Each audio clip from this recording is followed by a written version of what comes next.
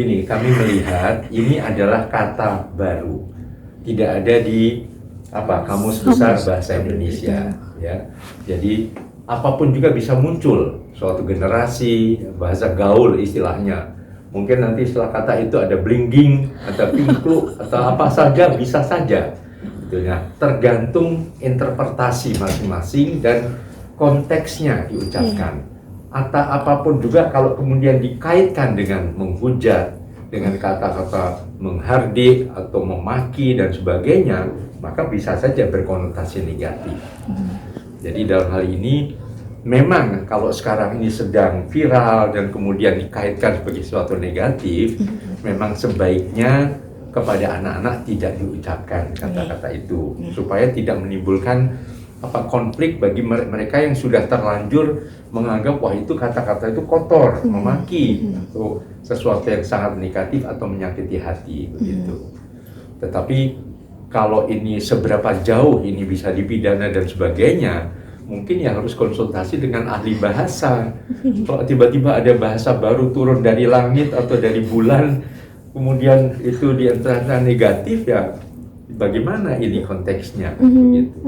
Sebetulnya ada kata lain yang sudah populer di sebuah masyarakat. Misalnya kata-kata yang populer di warga Surabaya, ya. Nah, itu mungkin di satu sisi artinya negatif, tapi di sisi lain bisa menjadi mengakrabkan persaudaraan, persahabatan. Kepada teman yang sudah, hei apa kabar, sambil mengucapkan kata-kata itu. Ya. Nah, itu bagaimana? Sejauh itu memang konteksnya sesuatu yang justru untuk persahabatan, satu hal yang positif, ya mungkin tidak menjadi masalah.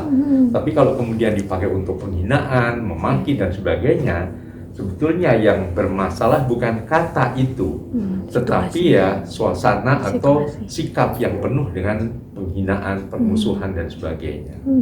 Saya kira itu yang paling penting. Artinya begini, lembaga perlindungan anak, lembaga yang bergerak di bidang-bidang cukup banyak, ya. Ada yang lembaga negara hanya adalah KPAI, itu lembaga negara. Nah, kami dulu LPAI ini dibentuk tahun 98. Dan waktu itu saya sebagai ketua pertama, kemudian karena waktu itu belum ada komisi sebagai lembaga negara yang mengurusi itu, karena sudah ada Komnas HAM, sudah ada Komnas Perempuan, lalu saya mengusulkan kepada teman-teman pengurus memakai nama Komisi Nasional Perlindungan Anak, disingkat nama populer Komnas Anak, begitu. Nah, tetapi setelah dengan adanya KPAI, dan itu kami dulu yang juga mendorong lahirnya KPAI. Nah, artinya ya sudah, kami tetap konsisten sebagai LSM, Lembaga Swadaya Masyarakat. Dan berapa kali kami mengusahakan supaya segera kembali ke nama lama. Dan ini terjadi tahun 2016, ya. Kami usul, ya udah kami kembali ke nama lama. Jadi tidak ada lagi kami memakai nama Komnas Perlindungan Anak. Karena nama Komisi Nasional itu adalah lembaga negara. Ada KPAI, ada KPI, ada Komisi Kejaksaan, ada berbagai KPK, Komisi Pemberantasan Korupsi dan sebagainya. Jadi dan memang hal ini kami tekankan pada berbagai upaya perlindungan anak.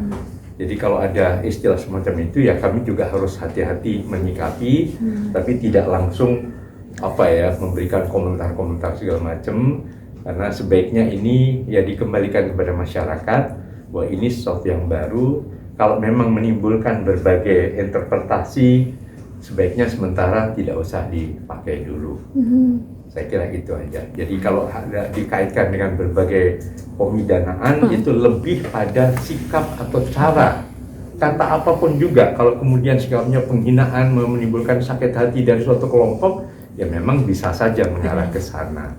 Tapi kalau tempat tongkrongan gitu nggak masalah ya Kak Setu ya? Saya kira tidak, dan betul marilah kita fokus kepada berbagai upaya perlindungan yang kami juga merasa masih kewalahan. Kami juga masih belum bisa menyelamatkan begitu banyak anak berada di jalanan, mungkin anak yang kena pandemi COVID-19 ini tidak bisa sekolah, putus sekolah dan sebagainya. Itu yang sekarang kami lebih berikan perhatian.